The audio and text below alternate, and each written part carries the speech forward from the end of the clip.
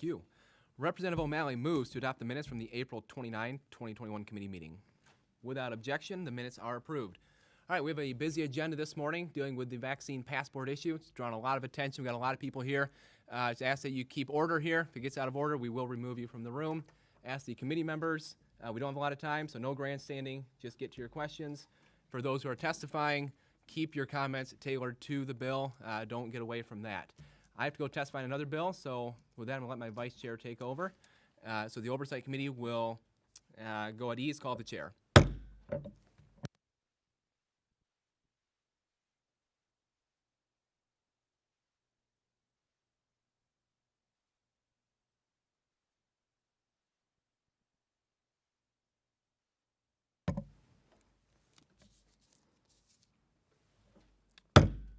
All right, the committee will come to order. Today we're going to be addressing the issue of vaccine passports and House Bill 4667. Rep. Baller will be testifying first. Representative, you have the floor. Okay, thank you, Chair Outman and colleagues, for the opportunity to provide testimony on House Bill 4667. For over the past year, we have all been impacted one way or the other due to COVID-19. There has been an abundance of information on the disease, its transmission, safety precautions, travel restrictions, etc. Additionally, the desire to develop a vaccine went from discussion to fruition, beginning with tiered distribution and now full availability to those 16 years of age and older. It is only recently that the concept of vaccine passports has become the topic of conversations and is a phrase that has become part of our everyday lexicon. Today, I'd like to offer thoughts as to why I believe our government should not be involved in actions related to the development of vaccine passports, nor the incentivization of the same. The first consideration I'd like to offer is that of the technology needed to develop a vaccine passport, technology that would require a great deal of innovation and collection of private citizen data. It is generally believed in the United States that individuals have a right to privacy of their personal medical information, information that that the individual may not want others to know. The right to privacy is alluded to in the Fourth Amendment to the U.S. Constitution, which states, "The right of the people to be secure in their persons, houses, papers, and effects against unreasonable searches and seizures shall not be violated." Unfortunately, the potential of an individual's medical privacy being compromised through a data breach is a very real threat, as evidenced by a recent report indicating that between 2009 and 2020, the medical records of over 80% of the U.S. population were breached. This equates to access of over 268 million medical records. More recently, in fact last Friday, Michigan's Attorney General issued a press release warning Michiganders of an insurance company breach. The AG commented, "Unfortunately, bad actors will go to great lengths to steal personal information, and the breach is another example of that."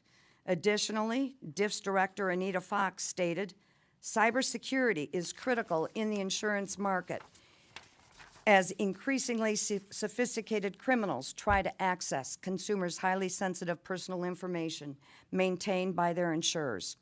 As you can see, breaches are real and may prompt some of you to wonder, were my records included in one of the breaches? Was my right to privacy violated? Are we to believe that the development of a vaccine passport, a passport that would contain certain aspects of an individual's health history, would be less prone to breach? Bottom line, we don't know who is developing the technology, if the technology would protect the privacy of an individual, nor the extent to which a hacker will go. But if medical systems and insurers can be hacked, along with other major business entities in recent years, such as eBay, Equifax, and Yahoo, why would we think the same wouldn't occur with passport technology?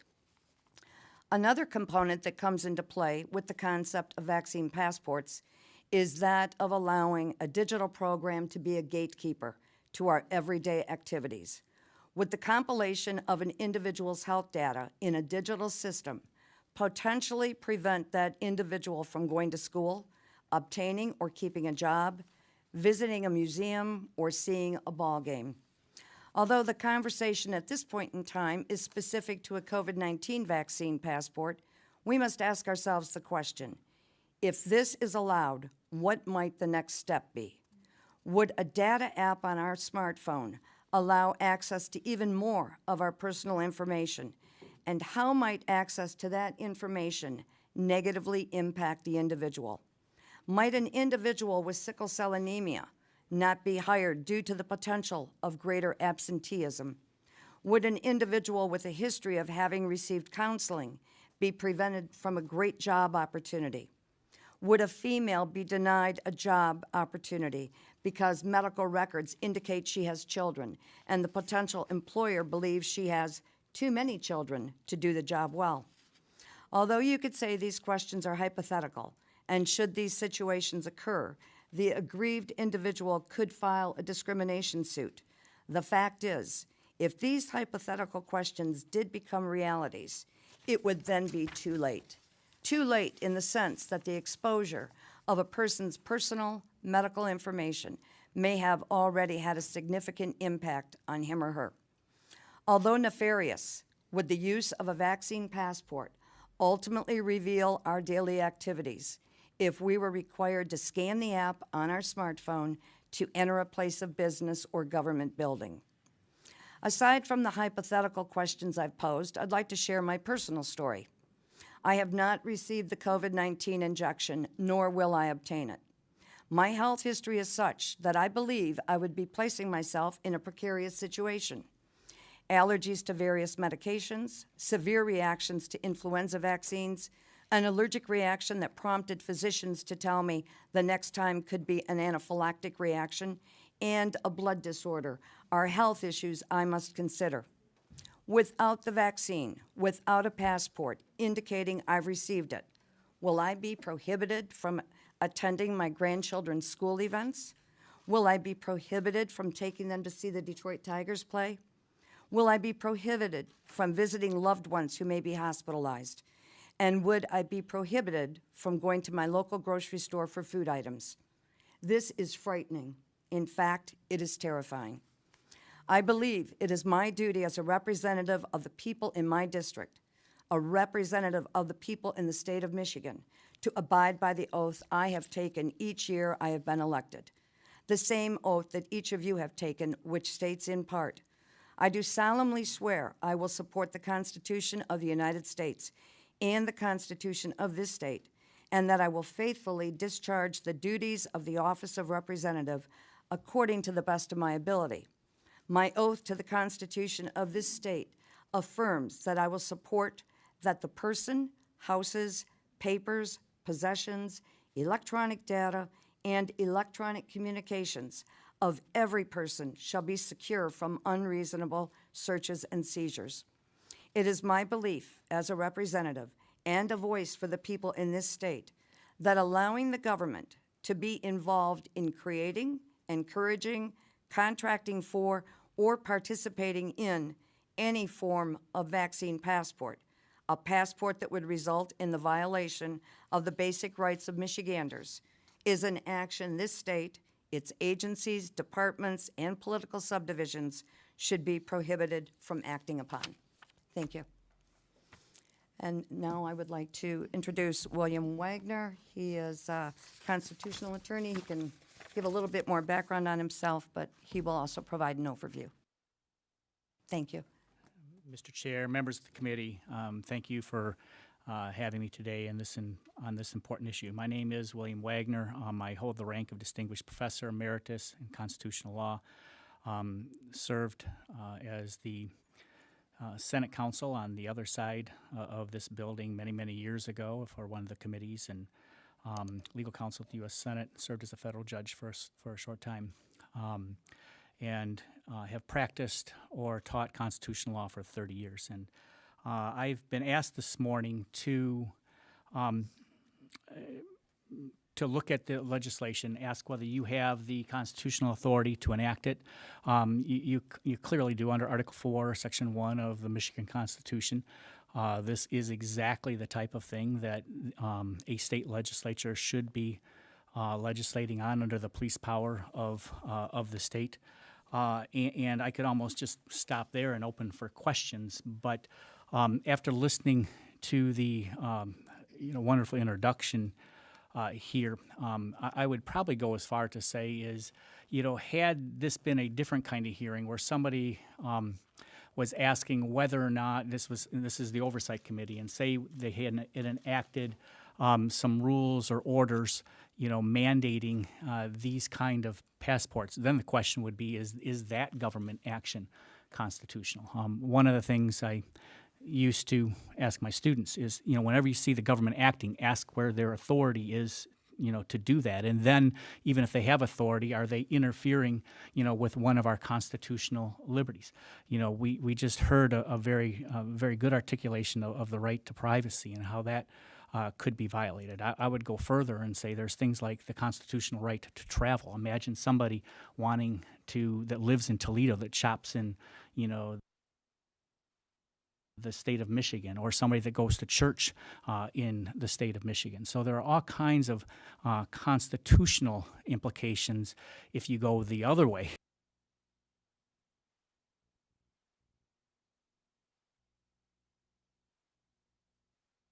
Here in Michigan.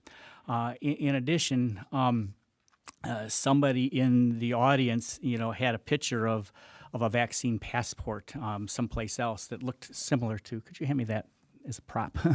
It's looked similar to this, and it was a wristband, an electronic wristband, and my wife and I recently had the privilege of going through the Holocaust Museum and seeing a different kind of band, and imagine that what that kind of band, and add the electronic tracking and all the electronic data that you could combine with it. So I think when you are making a decision as to vaccine passports in Michigan, you're also deciding which side of history you want to be on 20 years from now. So that's my testimony. I'd be happy to answer any questions with regard to the constitutionality. Well, thank you both. We'll move on to questions. Representative Brixey, I believe you have a question. Thank you, Mr. Chair. Can everybody hear me? Sorry. Representative Aller, my questions are for you this morning. Can you share with me who you consulted with in developing this legislation? Discussions within my office and LSB. Okay, so you didn't consult any health professionals or anything in the preparation of the bill? No. Okay. Should our healthcare providers have access to vaccine information? This bill is strictly focused on the governmental aspect. I believe there have been other bills introduced that are focused on other areas, but this particular bill is strictly the government working in or participating in the creation of a vaccine or incentivization. Okay, so do you understand the implications of what you're actually proposing in this bill that you've written? And could you be more specific as to what you're referring to with implications? There could be a wide variety of implications, good and bad. I'm not sure that you understand the implications, because I've read the bill, and it would prohibit all healthcare providers from recording and accessing state of Michigan data on COVID-19 vaccination status of Michigan residents. So do you understand the implications of that? I believe that individuals have a right to make their own medical decisions. They have a right to privacy, and that their freedom should not be infringed upon through the mandate of having to get a vaccine or having to show a vaccine passport. But what your bill does is goes far beyond that, and it prohibits healthcare providers from having access to vaccination information. So this is going to dramatically impair our ability to administer the vaccine and end the pandemic. The Michigan Care Improvement Registry, the MICR, serves as an electronic database of vaccine information, and that's maintained by the state. So providers are required to upload vaccination information into this database. Vaccine providers use the information when they're giving the vaccines to determine if an individual has received the first dose of the vaccine, when they received the vaccine, what provider the dose was from, how to administer the second dose. So what the bill that you're proposing, if pharmacies, hospitals, and other providers of the vaccine can't upload and access this information, they can't properly administer the vaccine to those people who want it and who want to help us end the pandemic. So there's enormous implications for patient safety, for our health, our economy, and our welfare in the state. Your earlier statement that you read talked about the vaccine passport, and yet the state of Michigan, to be clear, is not pursuing a hypothetical vaccine passport, and neither is the federal government. And that is very clear that neither one of those governmental entities are proposing any kind of vaccine passport. That's all for now. Thank you. Do we have any other questions for the representative and Professor Wagner? Representative Young. Thank you, Mr. Chair. Thank you for being here, Representative. Thank you for this. So I just have one question because, you know, as a parent, I'm thinking about taking my children to the pediatrician. We all used to get the little blue card. Maybe, I mean, my kids are in their 20s now. Is the card still blue? I don't know. But we used to get the little blue card, so that gave us a record of what vaccinations that our children received in case we change doctors, whatever. And I know that gets in, you know, entered into the registry. And so I'm thinking about the COVID vaccine. I just happen to have both vaccines. I just want to go on record. I didn't jump up and go get the vaccine. I was real prayerful about getting the vaccine. I'm somebody who, people know me, I'm led by the Spirit of God to do what I do. But I was excited to get this one because it gave me a peace of mind. That's just it. I received peace of mind with getting this. And it's okay for me to have this. So, Representative, I want to be certain that, are you trying to ban this card when you go? I want to be clear about that. So if you could respond to that. No, when those cards are given out at the time of the vaccine administration or completion of the vaccine administration, an individual has every right to have that card and keep it with them. I am not opposed to that.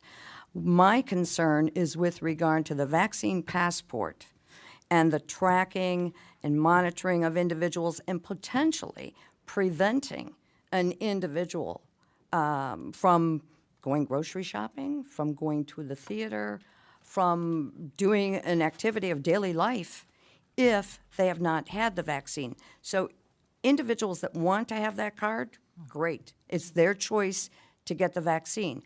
At the same time, it is every individual's right to not obtain the vaccine. And their daily life should not be impacted by their decision to receive or to oppose receiving a vaccine or an mRNA injection that has not been fully approved by the FDA. In fact, Congress has indicated that neither of these types of injections can be mandated because they're not fully approved. So, again, people that have the cards and want to carry them and use them if asked, that's great. My concern is for those that don't have it.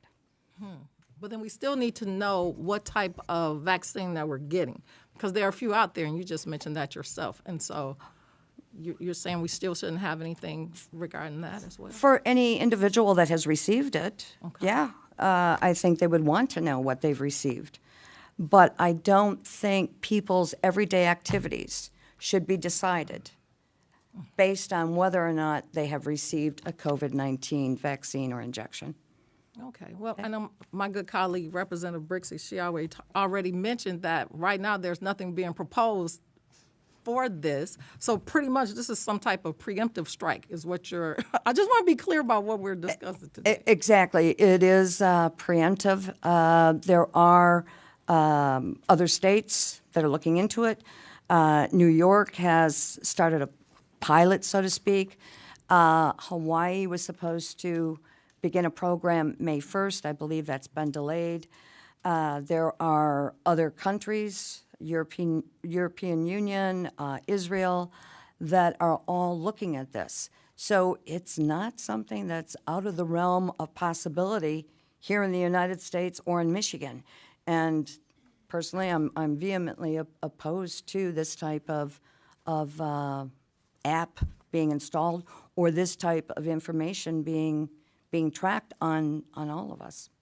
I'm just glad to know that we're not proposing that. So thank you. Thanks.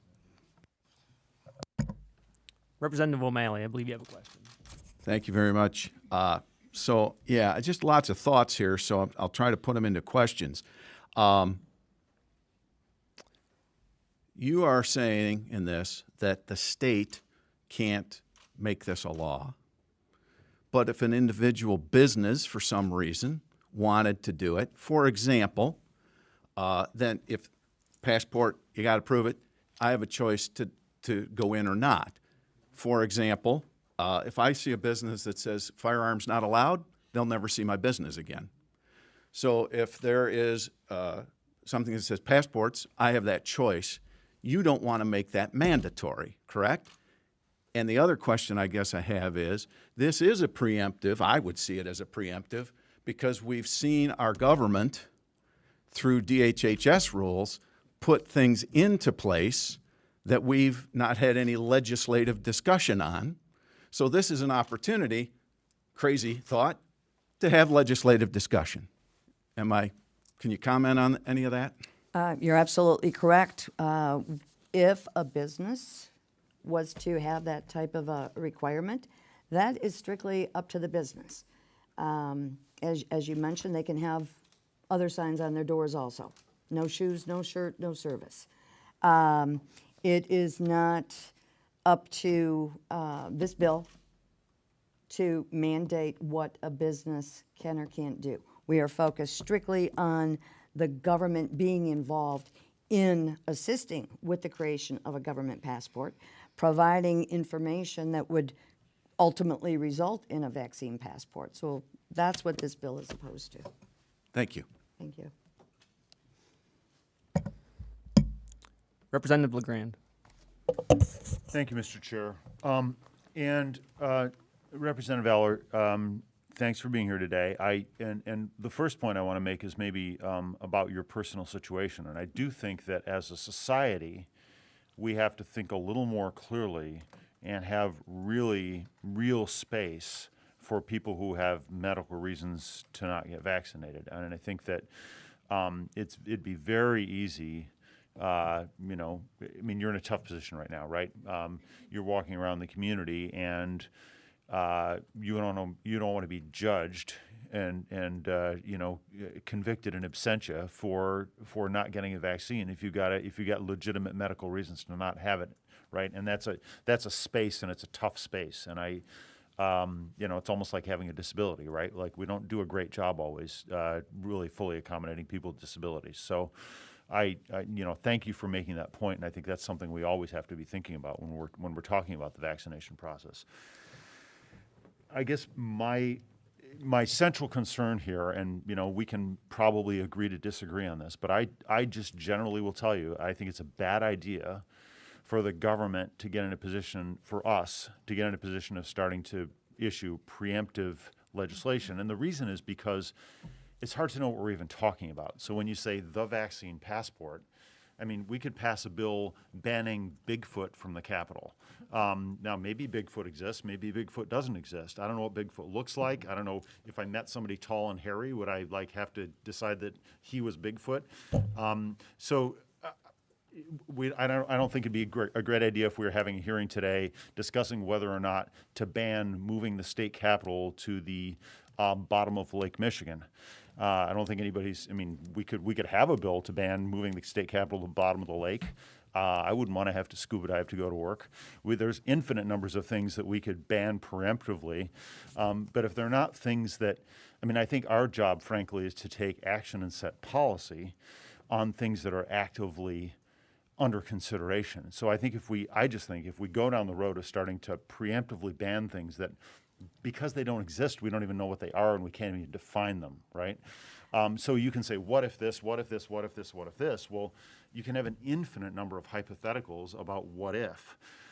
So if something came up tomorrow that you thought was a vaccine passport, as a bill, like mandating whatever, I don't even know what a vaccine passport is. That's my real problem. It's not a defined term because we don't have a thing that exists. It's kind of like Bigfoot. Like maybe we'd all know it when we saw it, but maybe we wouldn't. And maybe we'd have a discussion about whether Bigfoot walked into the chamber 2 minutes ago. Like it's hard to define negative abstractions and it's hard to legislate negatively. So my concern is it's always hard to prove a negative, and if you're talking about something that hasn't happened and nobody's considering, I just have a really hard time working productively in that space. That's my central concern here. So if somebody proposed something that you opposed, I think it'd be great to oppose it. I think if there were, we vote against things all the time. And I think it'd be great to advocate with your colleagues against something. And I think if some of the hypotheticals you've addressed came about, if somebody proposed that we have a vaccine passport that banned anybody from out of state from coming into Michigan unless they had proof of vaccination we don't police our Michigan borders. What if we put up a wall between us and Indiana and we started, doing border checks between us and Indiana and we mandated that people have vaccine passports before they came in from Indiana? I would think that was psychotic and I would be completely opposed to it and I would join you on the barricades. I don't think anybody's proposing that. And so if we don't know what they're proposing, I just think that this, with all due respect, I just think that this is not ripe. I don't know how else to put it. I mean, the courts talk in those terms all the time, and I'm a lawyer, so that's maybe why I'm thinking in those terms. But often courts will say, hey, that's an interesting hypothetical, but it's not ripe for consideration because that's not the situation we're in. And at the end of the day, I just don't think that's the situation we're in here, so that's my concern. And you're absolutely right. There's been no discussion really here in Michigan, nor at the federal level, but it is being talked about in many, many places, and the development of these apps is real. We've also seen here in Michigan where there have been colleges and universities that have required their students to have tracking devices installed on their phones so that if they left campus, they would be caught leaving campus. Doors would be locked where they could not gain access to buildings. So these tracking devices, these smartphones, the apps that are being developed, and they've come about only because of COVID, leads me to believe that there are many things coming down the line that potentially would have an impact on us. Well, with all due respect, I've got a tracking device right here. Mm-hmm. Everybody in my family knows where I am. The government didn't develop this, and I think probably Apple, Facebook, and Google know a whole lot more about my daily activities than the government does at this point. And that was all something I did voluntarily. And that was your choice to put it on. It's not stopping your freedom to move around. Whereas a vaccine app and having to show proof that you have received a vaccine in order to move about freely is the issue that is very, very concerning. So I don't know if you might have anything to add. Well, on this particular issue, there's also an institutional question.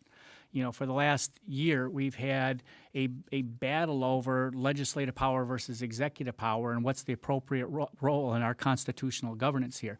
I was involved in numerous litigation where, over 130 times the executive branch was found by members of the Supreme Court from both parties to have acted outside the source of their constitutional power. And so what you're doing here as well is asserting your institutional role as the legislative branch of government, as the lawmaking branch of government.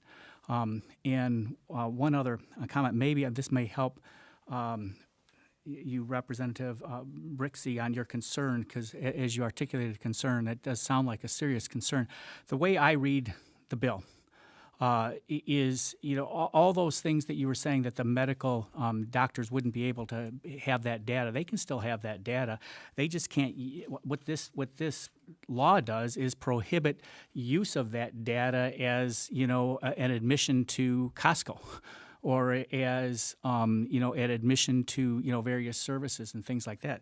It's very specific in here. It's very limited in what the use of the data is prohibiting. It doesn't stop doctors from having that data and sharing that data amongst themselves.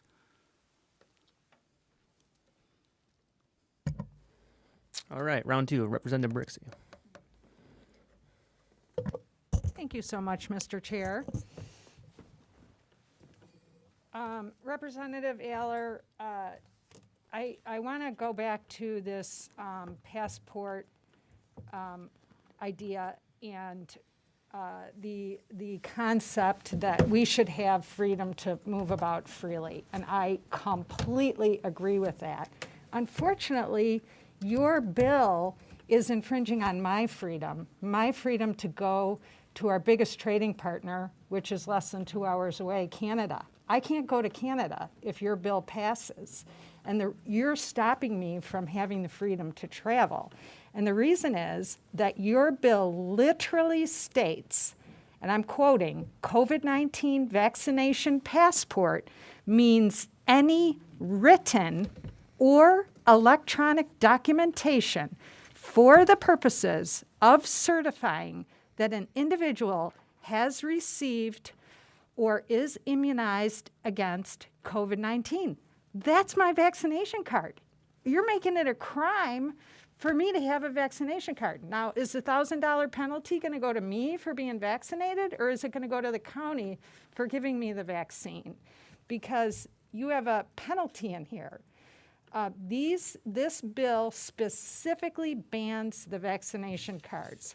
The state can't prohibit other countries and even private businesses and entities from requiring CDC vaccination cards when it comes to limiting what individual citizens want to do, such as dine out or go to sporting events or a concert. But your bill would prohibit any electronic or written documentation of getting the vaccine. So there wouldn't be any proof to show private entities or other countries. And the scope is incredibly broad, and it isn't constrained to your idea of a hypothetical passport. In addition, our state universities have autonomy under the state constitution, and I'm sure your friend here can attest to that. And the legislature doesn't have the right to govern state universities by statute under the Michigan Constitution. If you don't like what the universities are doing, don't send your kid there.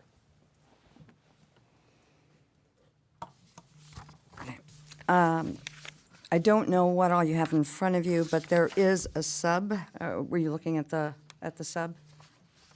I don't know. You haven't provided me with a sub. I wasn't sure what had been distributed.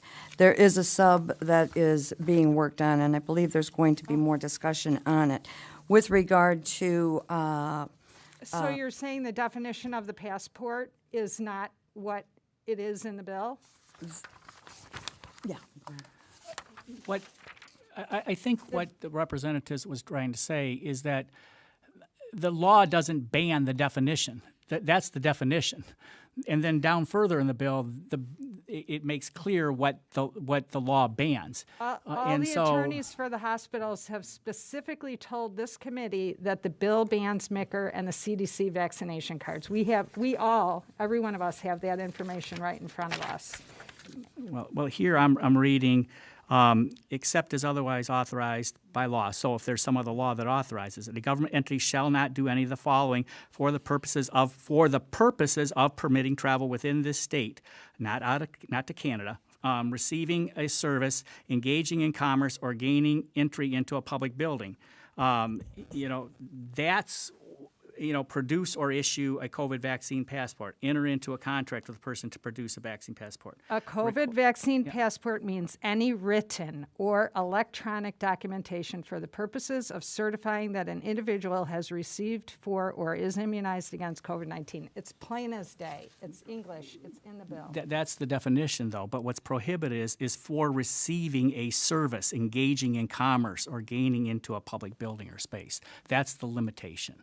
And that's what's prohibited, and that is what there is a violation where there's a fine for. The definition isn't a thing that's prohibited. Does that make sense? No, it doesn't make any sense at all. So hang on a second. So if I go to Canada because I want to engage in commerce there, I'm prohibited by your bill? And This has nothing to do with Canada. well, I've got something that you're issuing for the purposes of engaging in commerce. How is that not banned then?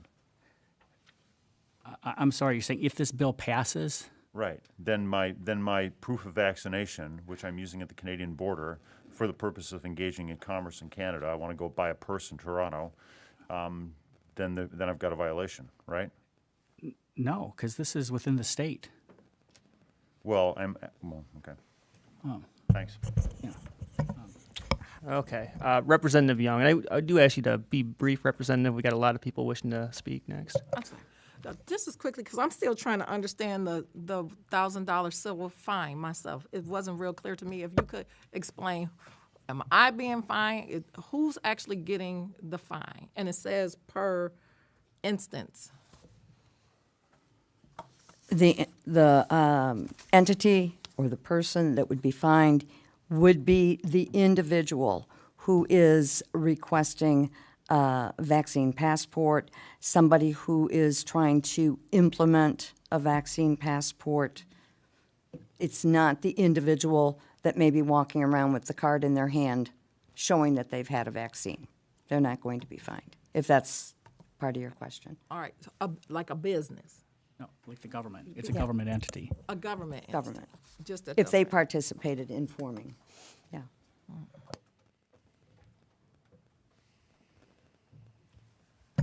All right, Representative Brixey, and Short, I promise. Okay. Thank you very much. It's short. My question's for the attorney. So you're trying to claim that the definition of what a passport is doesn't mean it's banned. But isn't the whole purpose of the bill to ban passports? Are you saying that this bill allows us to create a vaccine passport, but then bans us from using it for the uses that you're specifying? Just that the legislation speaks for itself. The words in the legislation, the plain language of the provisions define the scope of what the law covers.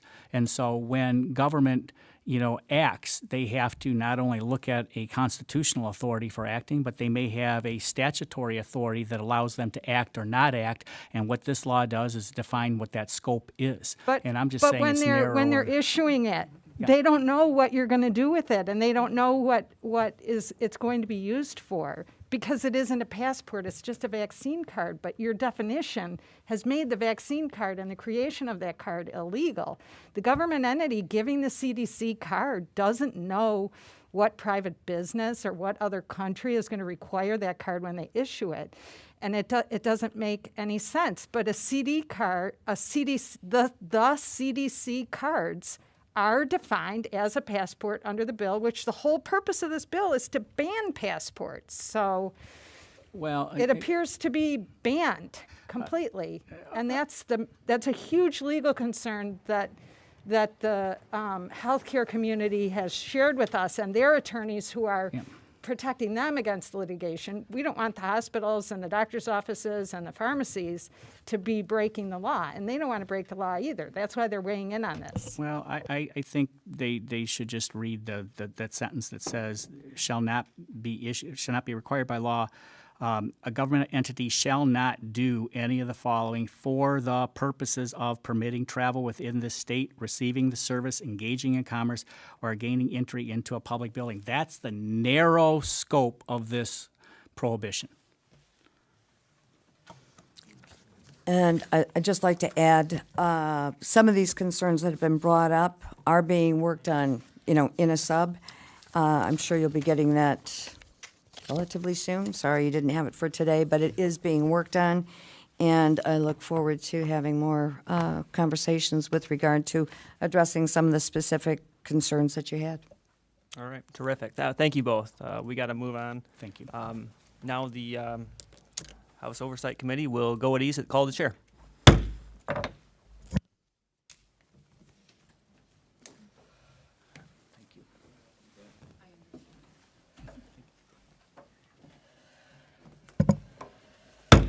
The Oversight Committee will come back to order. Next up on the list, we have Andrew Peasley. Is he around? Andrew, can you step on up here? As he's coming up here, just to clarify some things, remember, we are a deliberative body here. The purpose of doing a hearing on legislation is to find out if there's changes we need to do. And if there's things that we need to fix within this legislation to make sure that we actually accomplish our intents here, that is why we are here. That is why we have these discussions. Now, if you just want to kick and scream about the bill, you're welcome to do that as well. But the intention here is to ensure that our government doesn't create two classes of citizens based off of personal medical choices. That is what we're trying to accomplish here. If you have amendments to go towards that end, offer them. We are already working with the bill sponsor on some changes. With that, if you can introduce yourself and My name is press that red button first. Thank you.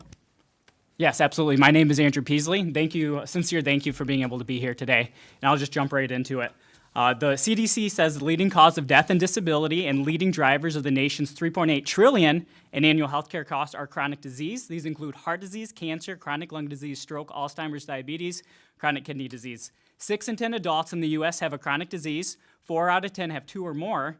And the CDC says the key lifestyle risks for chronic disease are poor nutrition, tobacco use, lack of physical activity, excessive alcohol use. So according to the CDC, the leading cause in death and disability is not a lack of drugs or vaccines.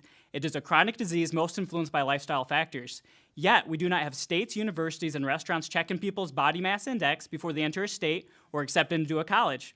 Why don't we make sure people who order fast food are not already at risk for heart disease and require them to step on a scale or measure their blood pressure before they can eat? If people want to keep jobs, why don't we make sure they're exercising at least 30 minutes, 5 days a week, so we can have a healthier society with less healthcare costs?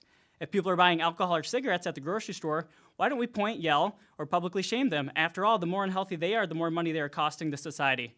Why don't we do these things? Because it's radical and manipulative. But not as radical as having a person's entrance to a restaurant, university, or be eligible for a job be dependent on injecting a foreign substance that no one is willing to take responsibility for. The Supreme Court decided that vaccines were unavoidably unsafe, and I quote, "No vaccine manufacturer shall be liable in a civil action for damages arising from a vaccine-related injury or death associated with the administration of a vaccine after October 1st, 1988, if the injury or death resulted from side effects that were unavoidable even though the vaccine was properly prepared and was accompanied by proper directions and warnings. If there is a risk of taking a substance that is properly prepared, taken as directed, and still injures or kills myself or one of my children, then no one should be able to discriminate an individual who wants to say no thank you to that substance, especially when you add in the fact that there is no legal liability from the manufacturer or doctor or nurse administrating it. According to VAERS, that's Vaccine Adverse Event Reaction System, up until April 23rd, there's been over 3,500 deaths for COVID-19 alone for vaccine injury.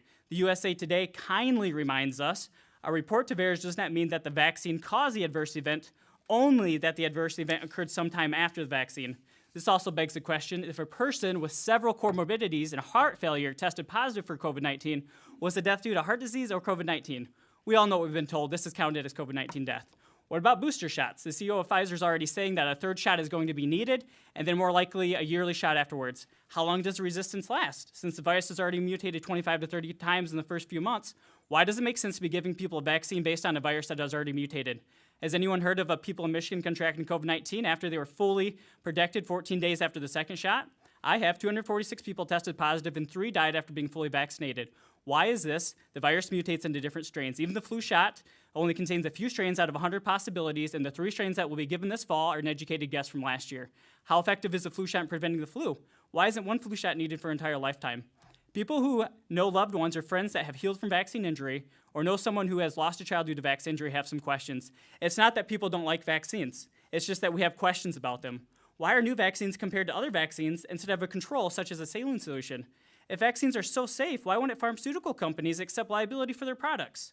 Why aren't products made specifically for immune-suppressed individuals instead of pressuring billions of healthy people to inject a substance into their bodies? A quick story from a friend of mine. Heather is an emergency medicine-trained PA, and her husband is a firefighter paramedic. She got her undergrad degree from McMurray University, and she received her PA degree from the University of North Texas Health Sciences Center. So being in the medical field, she knew something was wrong with both her of her son's development. She had followed the vaccine schedule like she learned in school. She went in for testing with both of her sons, and they were diagnosed with autism at age 4 and 2.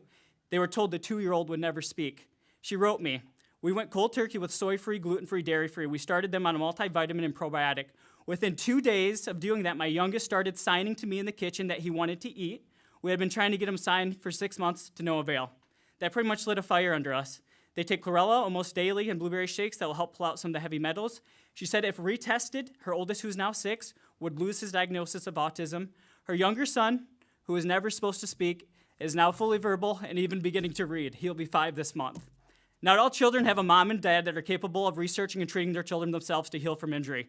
Out of respect for humanity, no human should ever demand something else is injected into another person's body for them to enter a school, business, restaurant, have a licensed passport. In the Hippocratic Oath, taken from Hippocrates, the father of medicine, it states, I will do no harm or injustice to them. We need laws to protect us from having no harm or injustice done to us. Daryl Davis, who has faced hate and with an overabundance of truth and love, says, ignorance breeds fear. We fear those things we don't understand. If we do not keep that fear in check, that fear will return to hatred. If you do not keep that hatred in check, that hatred will breed destruction. We want to destroy things we hate. David made such a difference in a Klan leader from the KKK that the Klan leader, Roger Kelly, made Davis, an African-American man, the godfather of his daughter. Our culture, especially in Michigan, is in danger. Citizens already fear those who do not want a vaccine.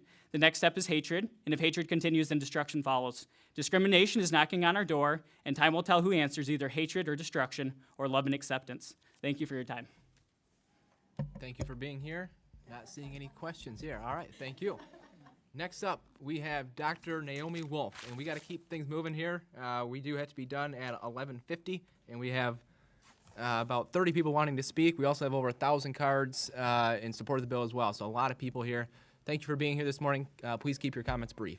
Thank you so much. Thank you, representatives. It's a great honor. Thank you for making time for me, and thank you to the people of Michigan who have so warmly welcomed me.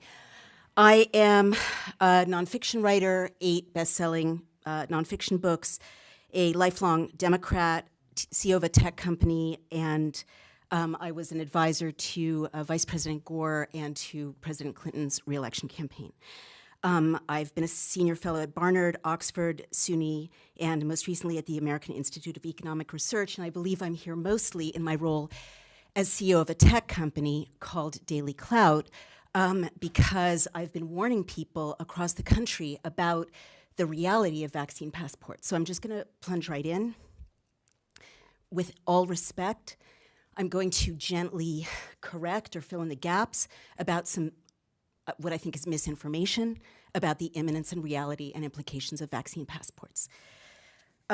So I make digital products with our developers, and I just want to note in response to the very thoughtful and well-intentioned debate that has already taken place that vaccine passports are not a hypothetical, and respectfully, they're not a Bigfoot. They're not something in the future. They're not even in development. Vaccine passports are now. They're in use in my home state of New York State. It's called the Excelsior Pass. People cannot go to the Mets game if they don't show their Excelsior Pass by the directive of our governor, Andrew Cuomo, who's been ruling under emergency law month after month after month. So in New York State, I am not free to not be discriminated against already. And I also want to say I'm the granddaughter of Holocaust survivors, and what the vaccine passports already do in my state of New York, and this is also already the case in Canada, in Israel, in Denmark. People in Britain are being pressured to accept them. This is a global campaign, is to recreate a situation that's very familiar to me as a student of history, in which it all started with just papers that separated out the population in Germany, for instance, and then in Central Europe, into people who were seen as clean and people who were seen as unclean. And that is the start of many, many genocides, and a great deal, and much Jim Crow law, and a great deal of very evil times in our humanity's history. Since that I make digital products, I can tell you that it's not that someday they'll finish what you've all described as a vaccine passport with some kind of sense of mystery of what this is. I'm here to tell you that it's now, right, that it takes half an hour to tweak the back end of a yes or no, have you been vaccinated digital product, and add Apple Pay or Google Wallet, which is what Microsoft with Oracle and Salesforce have already created. They have embedded the vaccine status verification digital into Apple Pay and Google Wallet, which means that your income can be switched on or off. Your business can be suspended if you don't comply with whatever the people in power decide are the yes or no of your vaccine status. But not only is that so easy, it's already done, right? But it takes, again, half an hour, and I've been saying this for several months, and no one in IT has challenged me because it's true. It takes half an hour to add AI that reads your social media commentary into this app, so that if you might have said something on social media supportive of conservatives or supportive of liberals, that can dial down or dial up your score on this app in real time. And not only that, within a heartbeat, you can add your credit history so that your ability to get credit can be suspended or made easier or more difficult digitally so easily, depending on if you've complied with getting vaccinated or not getting vaccinated. Within another tweak, and literally a tweak while we're sitting here, this can be done. Before the end of this hearing, this can be done on the back end by any developer.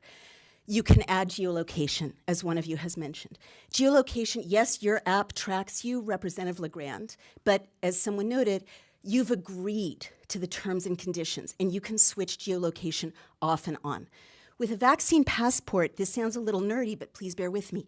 When you do that kind of boring thing of username and password and agree to terms and conditions, that is a super important moment for your rights as American citizens, because you have the choice, right? You have the choice to use the app. You have the choice not to use the app. You might read the terms and conditions and think, that's too much selling of my data. That's too much exposure of my privacy. I'm not gonna sign up for this.